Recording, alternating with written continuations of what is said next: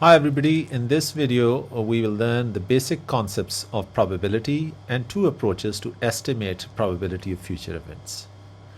So when we talk about probability, we ask questions like, what are the chances that your battery may die before lunch, or your bus may be late, or we live longer than 90 years old? So events can be anywhere from being impossible to being absolutely certain. Correspondingly, the probabilities values can vary anywhere between 0 and 1, or 0% or 100%. Any event which will certainly occur has a probability of 1. Often it is used to describe events in the past that have already occurred. But there are other events as well that may still occur, and we are very confident that they will. For instance, what are the chances that sun rises in the east tomorrow? Well, the probability, we can say, equals 1. Similarly, an event that cannot occur, absolutely cannot occur, its probability is 0. For example, the chances of sun rising in the west tomorrow are almost 0. So probability is a value that ranges between 0 and 1.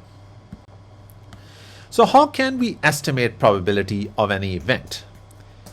Well, the first way is on your screen. It is to use historical data and calculate probabilities based on the chances of events as they occurred in the past.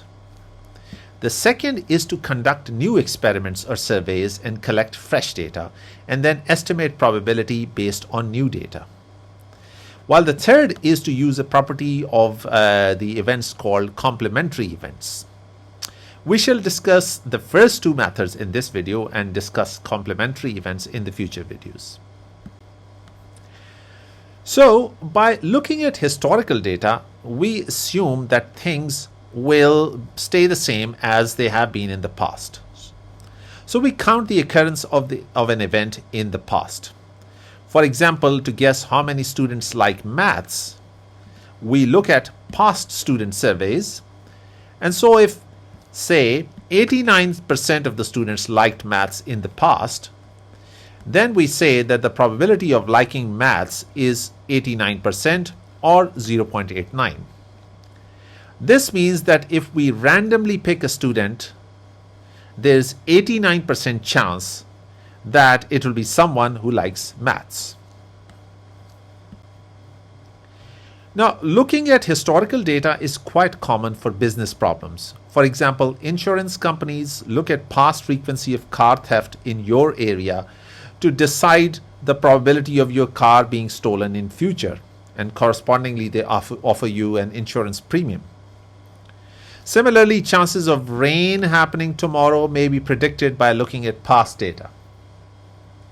However, note, weather prediction is a very difficult problem, so realistically, Met Office doesn't just look at the data from the previous years. And this begs the question as to whether we should only use past data to predict probabilities about present. Essentially, does past predict future? For instance, is the present lot of students as likely to like maths as the previous students? We may ask ourselves, have the environmental conditions impacting this judgment of probability changed or not? For example, have teaching methods changed, or teaching materials being changed, or the medium of instruction has changed? Also, what about the student backgrounds? Are they the same as before or not? So, if the answer to, depending upon the answer to these questions, we may be required to collect new data. So if the conditions have changed, it means it's about time we collected new data. So here's an example about conducting new experiments. To work out the probability that I shall randomly find a student who likes maths, I go and ask each student about whether they like maths or not and record their responses. Then I can work out the probability of liking maths. by dividing the number of those who do like maths by the total number of students I asked.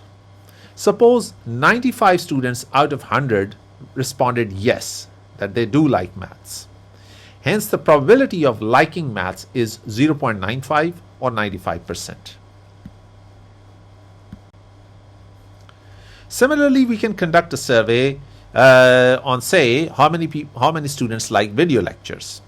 Again, we ask every one of our students, and then we compute the probability as before.